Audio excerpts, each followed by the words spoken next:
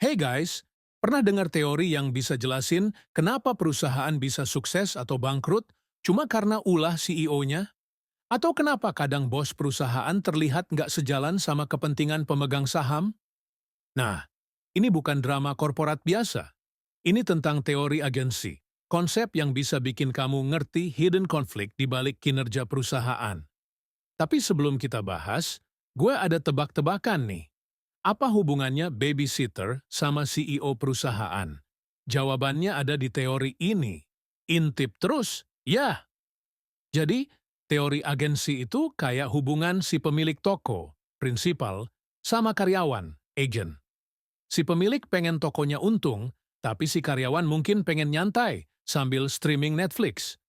Nah, di perusahaan, pemegang saham itu si pemilik toko dan manajemen, CEO, direktur, itu karyawannya. Masalahnya, kepentingan mereka sering bentrok. Tapi tunggu, kenapa bentrokan ini bisa bikin perusahaan rugi miliaran? Simpan dulu jawabannya. Nih, contoh nyata. CEO punya akses ke duit perusahaan. Tapi dia bisa aja kepentingin bonus sendiri ketimbang investasi buat R&D. Akibatnya, perusahaan ketinggalan saingan.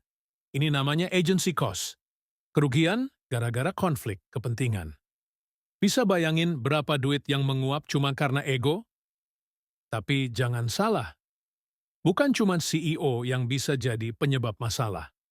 Pemegang saham juga bisa bikin kinerja perusahaan ambruk. Kok bisa? Lanjut. Kalau pemegang saham cuek dan gak ngawasin kinerja manajemen, CEO bisa jail. Ini namanya moral hazard. Contoh, manajemen ngambil proyek berisiko tinggi biar kelihatan hebat, tapi ujung-ujungnya perusahaan bangkrut. Mirip kan kayak lo pinjemin motor ke temen yang ugal-ugalan? Nah, sekarang, gimana cara menghindarinya? Apakah harus pasang spy cam di ruang direktur? Jawabannya lebih cerdas dari itu. Solusinya, bikin kontrak yang memaksa manajemen sejalan sama pemegang saham. Misal, kasih bonus kalau profit naik, atau kasih saham perusahaan biar CEO punya skin in the game. Jadi, kalau perusahaan rugi, dia juga ikut merasain. Tahu nggak? Di Tesla, gaji Elon Musk itu 99% berbasis kinerja saham. Jadi, dia cuma dapat duit banyak kalau perusahaan sukses. No pain, no gain. Nih, pelajaran mahal dari skandal Enron.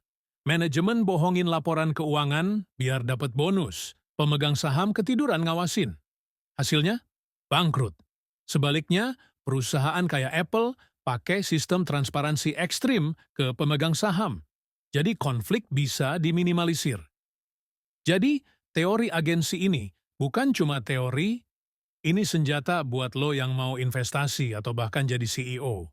Tapi, apa hubungannya sama babysitter tadi? Jawabannya simple. CEO itu kayak babysitter perusahaan. Kalau dia kerja beneran, perusahaan aman. Tapi kalau dia main HP melulu, ya siap-siap kebakaran.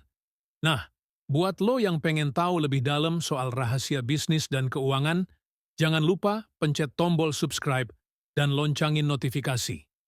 Next video, kita bahas gimana cara deteksi perusahaan abal-abal pakai teori agensi. Bakal berguna buat lo yang mau investasi. Kalau menurut lo video ini bermanfaat, like, share ke temen lo yang suka ngomongin saham, tapi nggak tahu soal teori agensi. Dan buat yang baru nyampe sini, subscribe biar nggak ketinggalan insight yang bikin lo makin tajam di dunia bisnis. Sampai jumpa di episode selanjutnya.